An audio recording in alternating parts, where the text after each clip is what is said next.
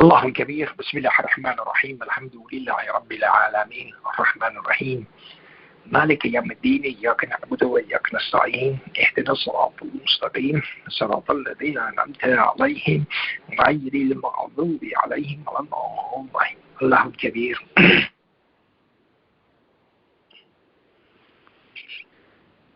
Again, as I always say, we're here, and it is a huge blessing from God that He has bestowed upon us today, that our test is not over yet, and so we have been given another chance that we were able to redeem ourselves, and again, hopefully going back to our Creator. That should be the goal for everybody, and so anything short of that is going to be something which is not the will of God and for us, and so we have to follow His will and make sure that we understand it and embrace it and be happy with it. Be happy with the way that God has done things for us. Again, we should be appreciative of God and be grateful to Him. He is the source of all of our blessings that we have, and we should keep this in our mind all the time, that everything that we have is from God, and we cannot provide this for ourselves. All the provisions that we have is coming from God and God alone. So again, gratefulness and appreciativeness is a God-like quality, and we have to follow His path, the straight path that takes us back to Him eventually, inshallah. And if we follow it, if we don't follow it, then we're going to get lost, and we're going to be the people who are gone astray and lost our ways, and we will not find our ways back to God. So today, what I wanted to discuss with you is that for the past 2 or 3 months, we have been talking about that everything that God has is expanding, and this expansion is mind-boggling. We don't understand how this is done. Okay, and so what I want to share this with you. These are the stuff that entrusted with us right now, which means that we are privileged to see these things right now that people a year ago were not privileged to do this. We didn't see this before. Now we see it. So I show you a picture of these galaxies, and these are the products of this so-called Webb telescope. And the Webb telescope is a telescope which was launched a few years ago, a couple of years ago, and so finally it settled in this orbit, and this orbit is called, I think it's L3 orbit, which means Lagrangian 3, and so these points are in the scheme of orbital motion of the planets around the sun.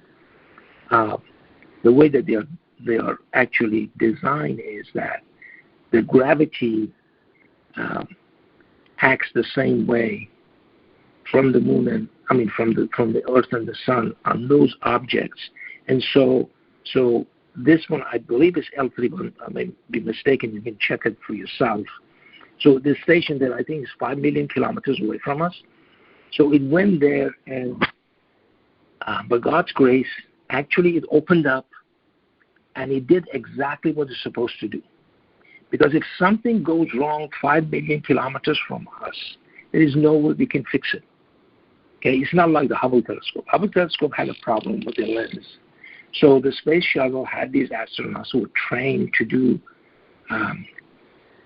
EVA, extravehicular activities. So they got their spacesuit on, and they got all these wrenches and everything. They went and changed these lenses, or they put another lens in there so Hubble can see better. Okay, that was a low orbit Earth object. We cannot do the same thing 5 million kilometers away from here. It won't work that way. Okay, So, so this is stationed there, and it's taking these beautiful pictures. So this picture that it took is basically turning the entire idea of known cosmology to us on its head. Okay? And this is amazing. Which means that the knowledge that we had before yesterday of the entire cosmos, entire universe, okay, was basically the wrong picture. This picture comes from 13.2 light years away, okay? And the claim is that this is 600 million years after the Big Bang, okay? The expectation was that the farther you look, the darker the sky is going to be, okay? Because at that time, there were just gases. From the Big Bang, there were gases. And these gases did not have time to coalesce and create stars and then eventually galaxies and all kinds of stuff. The problem with this is this picture actually tells us there are galaxies there, and these are mature galaxies. Okay? They're not just galaxies that were, created, just now. They are mature galaxies, means that they were there for this duration of this time.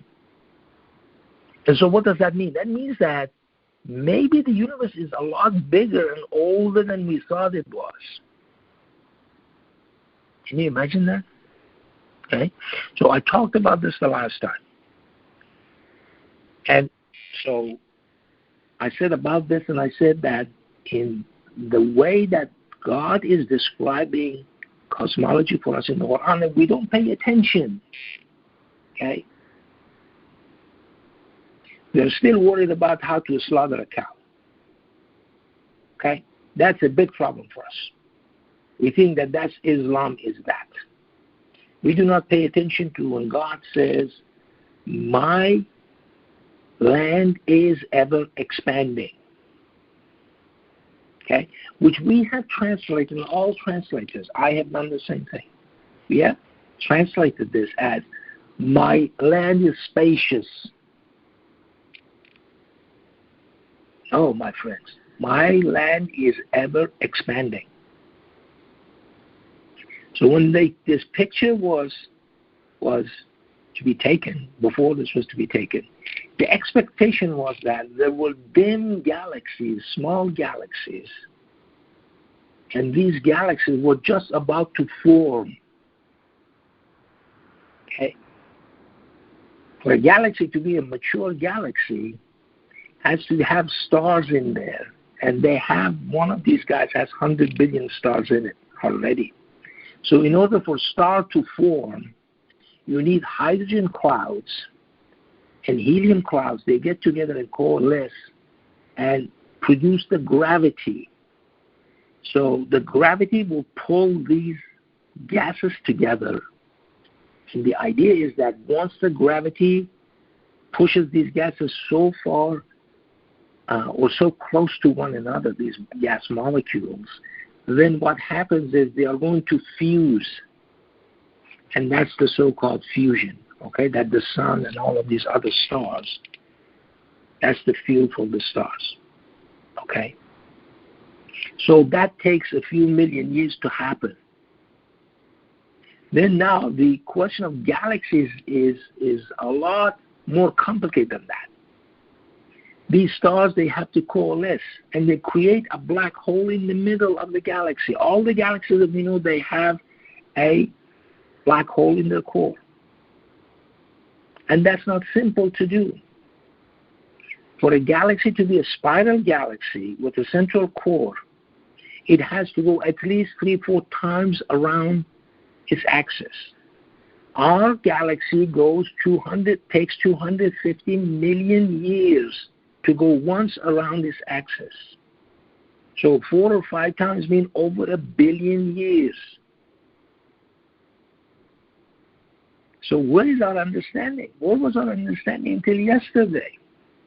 That's why he says, my land is ever expanding. I brought the examples for you. The example was that the new world that's now so common that everybody wants to come to America. Okay? This new world didn't exist. People didn't know about this 500 years ago. Okay? They had no clue. But it was actually discovered. Thinly populated, according to the area, the vast area that it contains. And so people actually immigrated and said, why don't you do that? My land is ever expanding, so why don't you worship me alone? So those excuses that our leaders were tyrants and this and that, the other, and we're afraid of, those excuses are out of the window. Those excuses are not going to be acceptable. I said that to you, okay? Those people are making excuses. Okay? The believing Egyptian, in his mind, he was light years away, far away from Pharaoh. Pharaoh could not catch up with his mind. His mind, it was a believer's mind. And there was nothing he could do about it. Okay? So excuses are over. There was no bigger tyrant than Pharaoh. He couldn't do anything to him. Absolutely nothing. Excuses are over. Oh, we can't go to over here because of this and that, the others. No, you can be in there. Daniel was in the lion's den. Nothing happened to him.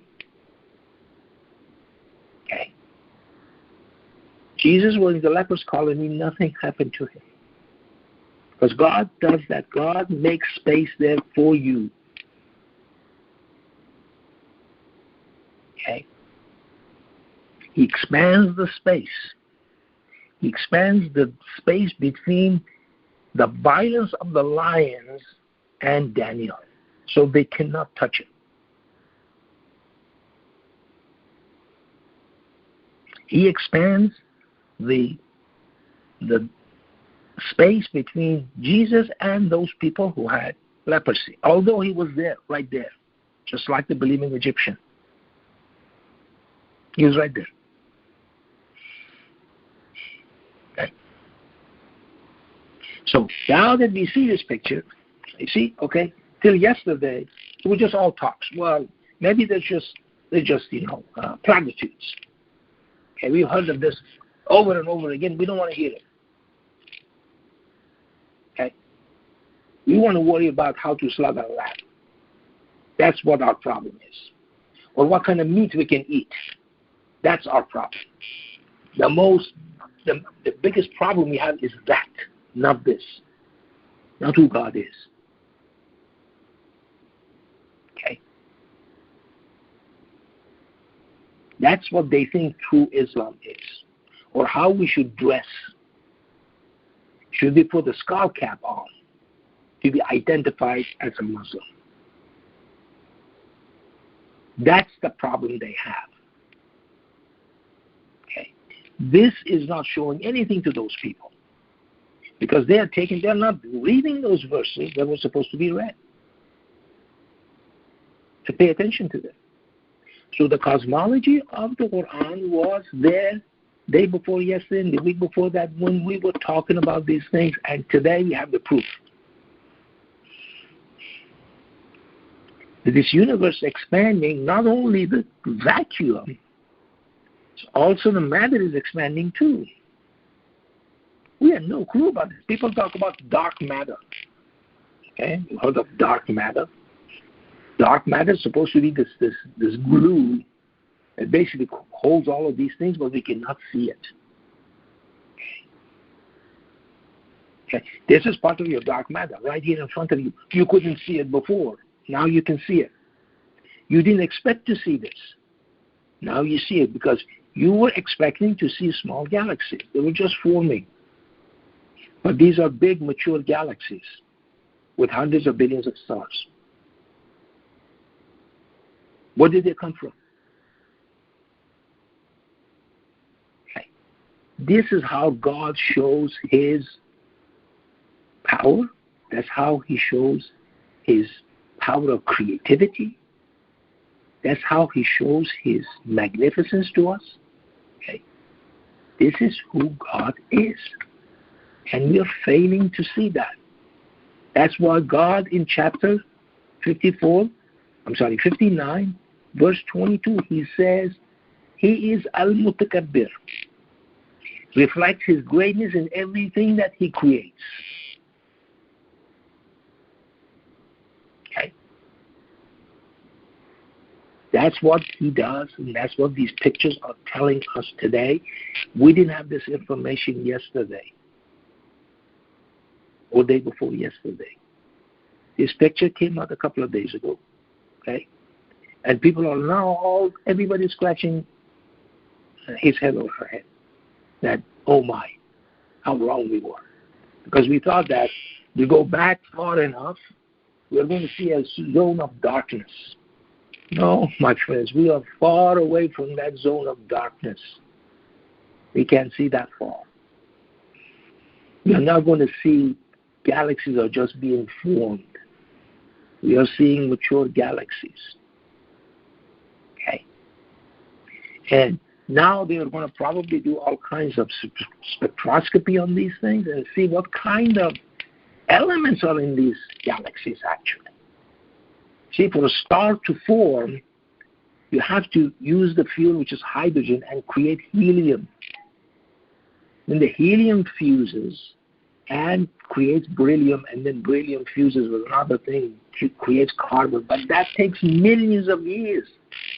It just doesn't happen overnight.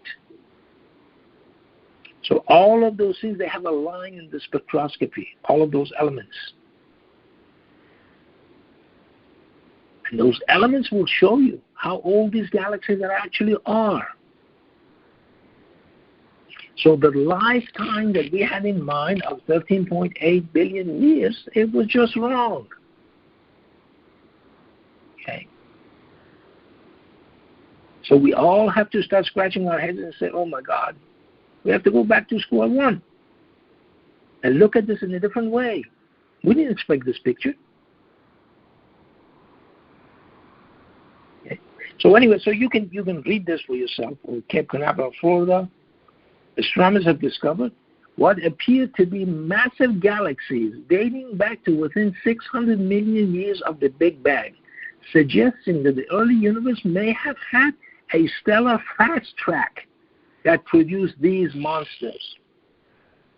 Okay? Stellar fast track. That's how you try to explain it away. Okay? Or it's a lot more beautiful and a lot more complicated than we thought it was. Because we knew everything. Okay? But again, as I said, we go back to the cosmology of the Quran, and it was there. So we have been talking about this expanding, ever-expanding universe that God has, be it matter or vacuum. It's already there. And we are going to see more and more of this, inshallah. But my point is that now that we see this today, now our responsibility is much higher than the ones before us. Told you that God has entrusted this bigger universe to us today. And we cannot act in an ignorant way. We cannot just in an ignorant fashion all the time and worry about what to eat and what not to eat and all kinds of stuff. What is halal and halal and haram and all kinds of stuff that people just throw it around as though that is a good Muslim does that. That's how a good Muslim is defined by. Or what to wear. Or have a beard or not have a beard. Those are not the key. The key to the Quran is this knowledge that He is transferring to us today. Why? Because He wants us to worship Him alone. Stop equating other people to God. Mention Him alone. Ask for Him alone, no one else.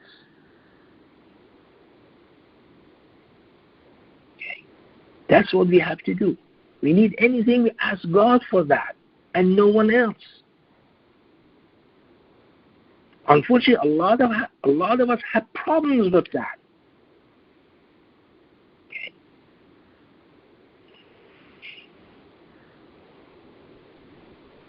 Anyway, so this is what I wanted to share with you, and as I said, you can read about it yourself, okay, and enjoy it, okay, and see basically what we are dealing with today, okay, is so beautiful.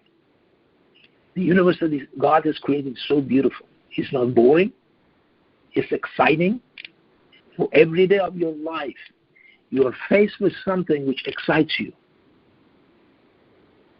makes you appreciate God even more. And that's the key. And that's what we have to follow. Okay. So I'm going to stop here and